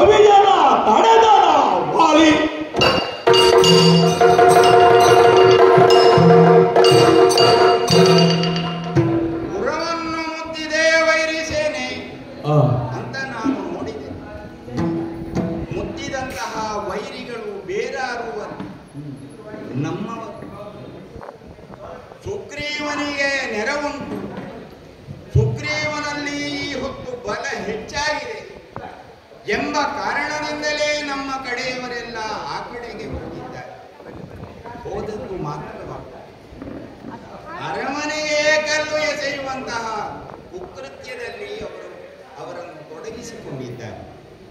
ಹಾಗಾಗಿ ವೈರಿ ಸೇನೆಯು ನನ್ನ ಪುರವನ್ನು ಮುತ್ತಿದೆ ಎನ್ನುವುದನ್ನು ತಿಳಿದ ನಾನು ಹೋರಾಟಕ್ಕಾಗಿ ನಾನು ಮುಂದುವರಿಯುವಂತಹ ಈ ಸಂದರ್ಭದಲ್ಲಿ ಪುರದ ರಕ್ಷಣೆಗಾಗಿ ಯಾರ್ಯಾರು ಬೇಕೋ ಅವರೆಲ್ಲರನ್ನೂ ನಿಲ್ಲಿಸಿದ್ದೇನೆ. ರಣಭಯಂಕರನಾದಂತಹ ದುರ್ಮುಖನನ್ನು ಕೋಟೆಯ ರಕ್ಷಣೆಗೆಂದು ನಿಲ್ಲಿಸುವುದರೊಂದಿಗೆ ಪುರದ ರಕ್ಷೆಗಾಗಿ ನನ್ನ ಮಗ ಅಂಗದನನ್ನೇ ನಿಲ್ಲಿಸಿದ್ದೇನೆ. ಇನ್ನು ತಡ ಮಾಡುವುದನ್ನೇ ಮುಂದುವರಿಯುತ್ತೇನೆ. ಸುಗ್ರೀವ,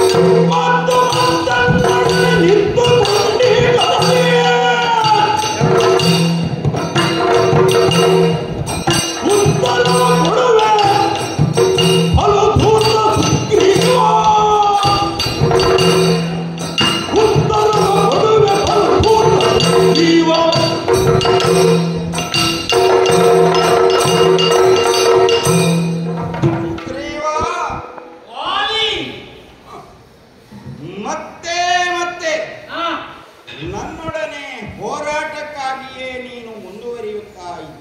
ಹೌದೇ ಹೌದು. ಆದರೆ ನಿನ್ನನ್ನು ಪ್ರತಿ ಸಲವೂ ನಾನು ನಿನ್ನ ಪ್ರಾಣವನ್ನು ಕಸಿಯದೆ ಹಾಗೆಯೇ ಕಳುಹಿಕೊಟ್ಟವನಾಗಿ ಒಂದಲ್ಲ ಒಂದು ದಿನ ಸುಗ್ರೀವನಿಗೆ ನನ್ನ ಕುರಿತಾಗಿ ಸದ್ಭಾವನೆ ಬಂದಿತು. ಅಣ್ಣನೆನ್ನುವಂತಹ ಆ ಯೋಗ್ಯತೆ ಅದನ್ನು ನೀನು ತಿಳಿದುಕೊಳ್ಳುತ್ತಿ. ಒಂದಲ್ಲ ಒಂದು ದಿನ ಯುದ್ಧಕ್ಕಾಗಿಯೇ ನನ್ನನ್ನು ಕರೆಯುತ್ತಿದ್ದಂತಹ ನೀ ನೇರವಾಗಿ ಬಂದು ನನ್ನ ಮುಂಭಾಗದಲ್ಲಿ ತಪ್ಪಾಯಿತು ಅಂತ ಕಾಲು ಹಿಡಿಯಿತಿ ಅಂತ ನಾನು ಯೋಚಿಸಿದ್ದೆ. ಆದರೆ ನನ್ನ ಕುರಿತಾಗಿ ದ್ವೇಷವನ್ನೇ ಇರಿಸಿಕೊಂಡಂತಹ ನೀನು ಪ್ರತಿ ಸಲವೂ ನನ್ನಲ್ಲಿ ಹೋರಾಟವನ್ನು ಮಾಡುವುದಕ್ಕಾಗಿ ಅಣ್ಣ ಯುದ್ಧಕ್ಕೆ ಬಾ ಅಂತ ನೀನು ಕೇಳಿ. ಆದರೆ ಈ ಹೊತ್ತು ನೀನು ಕರೆದಂತಹ ನಿನ್ನ ದಾಟಿ ವೈಶಿಷ್ಟ್ಯಪೂರ್ಣವಾಗಿ ವಾಲಿ ಬಾ ಯುದ್ಧಕ್ಕೆ. ಹಾಗಾದರೆ ಒಂದೋ ವಾಲಿ ತಪ್ಪಿದರೆ ಸುಗ್ರೀವ ಎಂಬ ನಿರ್ಣಯವನ್ನೇ ನೀನು ಮಾಡಿ ಬಂದಿದ್ದಿ ಎನ್ನುವುದು ನನಗೆ ಸ್ಪಷ್ಟವಾಗಿದೆ. ಹಾಗಂತ ನಿನ್ನ ಯೋಗ್ಯತೆ ಏನು ಎನ್ನುವುದನ್ನು ನೀನೂ ತಿಳಿದವನು, ನಾನೂ ತಿಳಿದವನು. ಆದುದರಿಂದ ನನ್ನ ಮುಂಭಾಗಕ್ಕೆ ಹೋರಾಟಕ್ಕಾಗಿ ನನ್ನನ್ನು ಕರೆಯುವುದರೊಂದಿಗೆ ನಾನೇನಾದರೂ ಎದ್ದು ನಿದ್ದೆ ಎಂದಾದರೆ ಪ್ರತಿ ಸಲ ಉತ್ತರವನ್ನು ಕೊಡುತ್ತಿದ್ದೇನೆ. ಆದರೆ ಅದು ಬರೀ ಬಾಯಲ್ಲಿ ಮಾತ್ರವೇ. ನಿನ್ನ ಬೆನ್ನಿಗೆ ನಾನು ಒಂದು ಹೊಡೆದು ಇನ್ನೊಂದನ್ನು ಹೊಡಿತೇನೆ ಅಂತ ಆಗುವಾಗ ನೀನು ನೆಲದಲ್ಲಿ ಕೌಚಿ ಮಲಗಿ ಬಿಡುತ್ತಿದ್ದೆ. ಪೆಟ್ಟು ತಿನ್ನುವಲ್ಲಿ ಪೆಟ್ಟು ತಪ್ಪಿಸುವಲ್ಲಿ ನೀನೆಷ್ಟು ಜಾಣ, ನೀನೆಷ್ಟು ನಿಪುಣ ಎನ್ನುವುದನ್ನು ನಾನು ಸರಿಯಾಗಿ ತಿಳಿದವನು. ಆದರೆ ಈ ಹೊತ್ತು ಹಗಲಲ್ಲಿ ನನ್ನಲ್ಲಿ ಹೋರಾಟವನ್ನು ಮಾಡಿ ಮತ್ತೆ ಈ ರಾತ್ರಿಯ ಹೊತ್ತು ನೀನು ನನ್ನನ್ನು ಕರೀತಿ ಅಂತಾದರೆ ಉತ್ತರ ಕೊಡಬಲ್ಲೆ, ಉತ್ತರವನ್ನು ಕೊಡಬಲ್ಲೆ ಎನ್ನುವಂತಹ ಯೋಚನೆಯಿಂದ ಬಂದಿದ್ದೀಯ ಅಥವಾ ಉತ್ತರವನ್ನು ಕೊಡಬಲ್ಲೆ, ಉತ್ತರದ ಬಳುಹುಂಟು ಎನ್ನುವಂತಹ ಉದ್ದೇಶವನ್ನು ಇರಿಸಿಕೊಂಡು ಬಂದೆಯ? ಎಲ್ಲ ಧೂರ್ತ ಧೂರ್ತ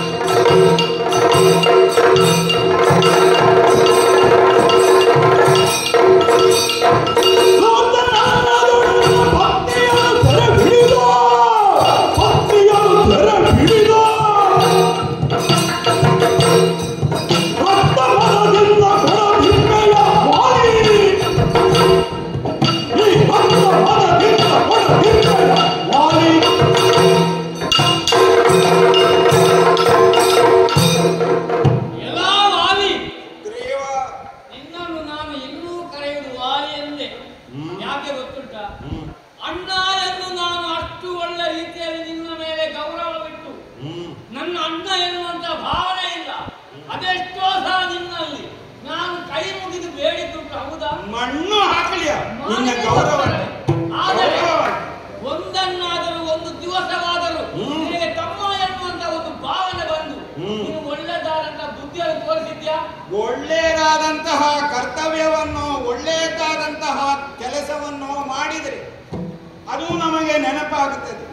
ನೀ ಮಾಡಿದಂತಹ ದುಷ್ಕೃತ್ಯ ಎಂತದ್ದು ಎನ್ನುವುದನ್ನು ನೀನು ಆಲೋಚಿಸಲಿ. ಈಗ ನಾನು ಮಾಡಿದ್ದನ್ನು ಮಾತ್ರ ನೀನು ಎತ್ತಿ ಹಿಡಿದು ಮಾತನಾಡಲಿಕ್ಕೆ ಇರುವುದಲ್ಲ, ನೀನು ಮಾಡಿದ್ದನ್ನು ನಾನು ಹೇಳಬೇಕಾಗುತ್ತದೆ. ಯಾಕಂದರೆ ಇದಕ್ಕಿಂತ ಮೊದಲು ನಿನ್ನಲ್ಲಿ ಎಷ್ಟು ಸಲ ಬಂದು ನಾನು ಬೇಡಿಕೊಂಡೆ, ನನ್ನ ಭಕ್ತಿಯನ್ನು ಕೊಡು, ಕೃಪೆಯನ್ನು ಕೊಡು ಎನ್ನುವಂಥದ್ದನ್ನೇ ನಾನು ಹೇಳಿದ್ದು. ಆದರೆ ಗೌರವದಿಂದ ಹೇಳಿದ್ದೇನೆ, ಕೇಳಿದೆ. ಮೊದಲೊಂದು ಸಲ ಇಲ್ಲಿ ಇದೇ ಸ್ಥಳದಲ್ಲಿ ಯುದ್ಧವನ್ನು ಆಡುತ್ತಿರುವಾಗ ನಾನು ಕರೆದದ್ದು ಹೇಗೆ? ಏನು ಹೇಳಿದೆ? ಅದು ಅಣ್ಣಾವಾಲಿದ್ದಾಗೆ ಕರೆದದ್ದು. ಅಣ್ಣ ಎನ್ನುವಂತ ಭಾವನೆ ನನ್ನಲ್ಲಿ ಉಂಟು ಎನ್ನುವುದು ಭಾವನೆ ಆದ್ರೆ ಅಣ್ಣ ಅಂತ ಬಂದು ಕಾಲಿಡಿಯುವುದು ಆದರೆ ನಾನು ಅಣ್ಣ ಎಂದು ಕರೆದೆ ಎನ್ನುವಂಥದ್ದನ್ನು ಇಟ್ಟುಕೊಳ್ಳದೆ ನನ್ನ ಮುಂದೆ ಬಂದು ಒಬ್ಬ ವೈರ್ಯ ನಿಂತವಳ್ಳಿ ಹಾಗೆ ಮಾಡ್ತಿರುವ ನೀನು. ಹಾಗಾಗಿರುವಾಗ ನಾನೇ ನಿನ್ನ ವೈರಿಯಾಗಿದ್ದರೆ ಇಷ್ಟು ಹೊತ್ತಿಗೆ ಸತ್ತು ಮಣ್ಣಲ್ಲಿ ಮಣ್ಣಾಗಿ ಹೋಗುತ್ತಿದ್ದ. ನನ್ನ ಹೃದಯದಲ್ಲಿಯೂ ಇತ್ತು ನೀನು ತಮ್ಮ ಎನ್ನುವಂತಹ ಭಾವ. ನಾನು ಸತಿಯ ಕೊಡೆನು ಜವದಿ ಅಂತಂದ್ರೆ ಏನು? ಈಗ ಮುಂದಕ್ಕೆ ಕೊಡುವುದಕ್ಕುಂಟು ಅಂತ ಅರ್ಥ. ನೀನು ಸತಿಯ ಕೊಡೆನು ಜವದಿ ಅದಕ್ಕೆ ಅವಧಿ ಉಂಟು ಅಂತ ನಾನು ಕೇಳುದು. ಹೌದು, ಜವದಿ ಅಂತ ಹೇಳಿದ್ರೆ ಒಂದು ಅವಧಿ ಇರ್ಬೇಕು. ಅವಧಿ ಅಲ್ಲ, ನನಗೆ ಯಾವಾಗ ಮನಸ್ಸು ಬರ್ತದೋ ಆವಾಗ, ನಿನ್ನಲ್ಲಿ ಯಾವಾಗ ಸದ್ಬುದ್ಧಿ ಉಂಟೋ ಹುಟ್ಟುತ್ತದೋ ಆವಾಗ. ನೀನು ಯಾವಾಗ ಕೊಡ್ತೀನಿ ಅಂತ ಹೇಳಿ ಕಾದು ಕೂತ್ಕೊಳ್ಳಿಕ್ಕೆ ನಾನೇನು ನಿನ್ನ ಆಡಲ್ಲ. ಆಗಿರುವಾಗ ನಿನ್ನ ತಮ್ಮನು ನನಗೊಂದು ಶಕ್ತಿ ಉಂಟು.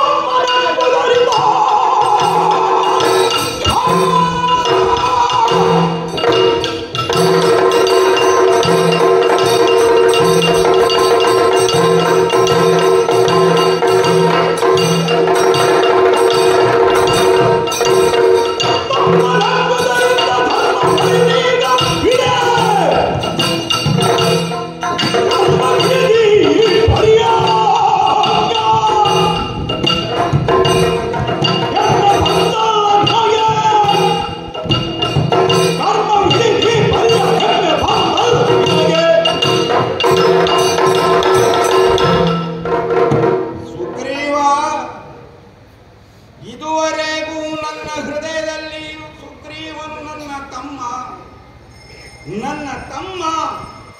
ಎನ್ನುವಂತಹ ಭಾವ. ನನ್ನ ತಮ್ಮನನ್ನು ಇಂದಲ್ಲ ನಾಳೆ ಆ ಹಳೆಯ ತಮ್ಮನನ್ನಾಗಿಯೇ ಕಂಡೇನು ಎಂಬಂತಹ ನಿರೀಕ್ಷೆಯಿಂದ ಪ್ರತಿ ಸಲವೂ ನೀನು ಹೋರಾಟಕ್ಕಾಗಿ ಬಂದಾಗ ನಿನ್ನನ್ನು ಹೊಡೆದು ಸಾಯದ ಹಾಗೆ ಬುದ್ಧಿ ಬರುವುದಕ್ಕಾಗಿ ನಾನು ನಿನ್ನನ್ನು ಹೊಡೆದದ್ದನ್ನೆಲ್ಲವನ್ನೂ ನೀನು ವಿರೋಧವಾಗಿಯೇ ಇರಿಸಿಕೊಂಡು ನಿನ್ನ ಹೃದಯದಲ್ಲಿ ಕಹಿಯನ್ನೇ ವಿಷವನ್ನೇ ಇರಿಸಿಕೊಂಡು ಎನ್ನುವಂತಹ ಭಾವವನ್ನು ಬಿಟ್ಟು ತಮ್ಮನಾದಂತಹ ನೀನು ನನ್ನ ಕುರಿತಾಗಿ ದ್ವೇಷಭಾವವನ್ನೇ ತಳೆದಿದ್ದಿ, ದ್ವೇಷವನ್ನೇ ಮುಂದುವರಿಸುವುದಕ್ಕೆ ಪ್ರಾರಂಭ ಮಾಡಿದ್ದಿ ಎಂದಾದ ಮೇಲೆ ನಿನ್ನ ಕುರಿತಾಗಿ ನಾನು ತಳೆದಂತಹ ಸದ್ಭಾವ, ತಮ್ಮ ಎನ್ನುವಂತಹ ಆ ಭಾವ, ಅದನ್ನೇ ನನ್ನ ಯೋಗ್ಯತೆ ಇಲ್ಲದ ನನ್ನ ದೌರ್ಬಲ್ಯ ಅಂತ ನೀನು ಭಾವಿಸಿ ನಿನ್ನ ಕುರಿತಾಗಿದ್ದಂತಹ ಆ ಪ್ರೇಮ ಭಾವವನ್ನೇ ಆಯುಧವನ್ನಾಗಿಸಿ ನನ್ನ ಮೇಲೆ ಪ್ರಯೋಗ ಮಾಡುವುದಕ್ಕಾಗಿ, ನನ್ನನ್ನು ಬಡಿಯುವುದಕ್ಕಾಗಿ ನೀನು ಬಂದಿದ್ದಿ ಎಂದಾದ ಮೇಲೆ ಅಣ್ಣನೆನ್ನುವಂತಹ ಭಾವ ನನ್ನಲ್ಲಿ ಆದರೂ ಹೇಗೆ ಉಳಿಯಬೇಕು? ಆದುದರಿಂದ ನೀನು ನಿಶ್ಚಯವನ್ನೇ ಮಾಡಿ ಬಂದಿದ್ದಿ. ಅಣ್ಣ ಎನ್ನುವಂತಹ ಭಾವವನ್ನು ಕಳೆದೋಗಿದೆ. ಈ ಹೊತ್ತು ಅಣ್ಣ ಎನ್ನುವಂತಹ ಶಬ್ದವನ್ನು ನೀನು ದ್ವೇಷಿಸುವವನ ಹಾಗೆ ವಾಲಿಬಾ ಅಂತ ಕರೆದಿಯಲ್ಲ. ಹಾಗಾದರೆ ನಾನೋ ನೀನೋ ಎನ್ನುವುದನ್ನು ನೀನು ನಿಶ್ಚಯಿಸಿಯೇ ಬಂದಿದ್ದಿ ಎನ್ನುವುದು ಸ್ಪಷ್ಟವಾದ ಮೇಲೆ ತಮ್ಮನೆನ್ನುವಂತಹ ಭಾವವನ್ನು ನಾನು ಬದಿಗಿರಿಸಿ ನೋಡೋಣ ನೋಡೋಣ ಬಂದಿದ್ದೀಯಲ್ಲ ನೋಡೋಣ.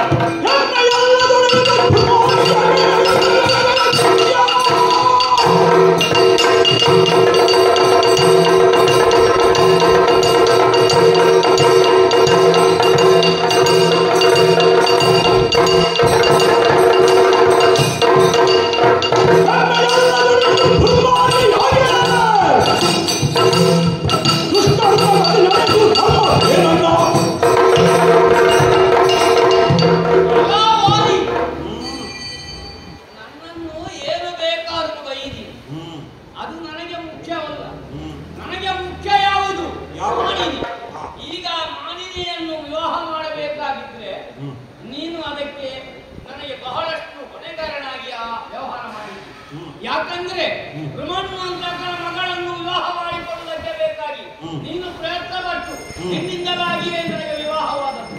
ಆಗಿರುವಾಗ ನೀನು ಒಂದು ರೀತಿಯಲ್ಲಿ ನನಗೆ ತಂದೆಗೆ ಸಮಾನನು ಹೌದು.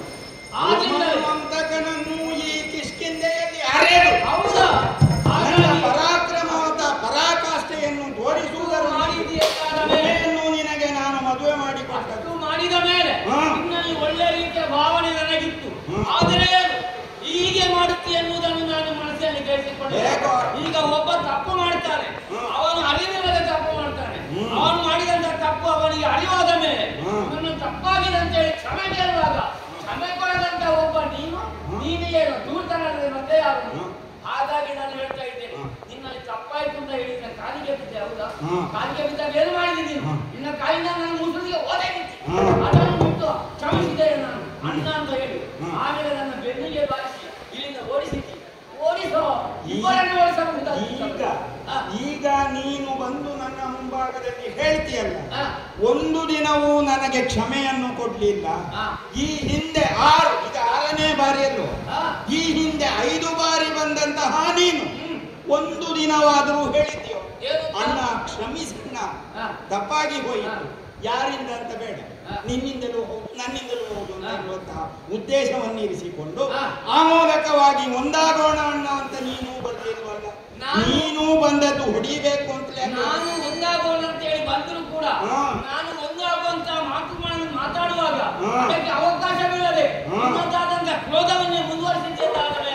ಮತ್ತೆ ನಿನ್ನಲ್ಲಿ ನೀನು ನನ್ನಲ್ಲಿ ಕ್ರೋಧವನ್ನು ಮುಂದುವರಿಸುವುದರಿಂದ ನಾನು ನಿನ್ನಲ್ಲಿ ಕ್ರೋಧವನ್ನು ತೋರಿಸಬೇಕಾಗಿ ಹೋಯಿತು.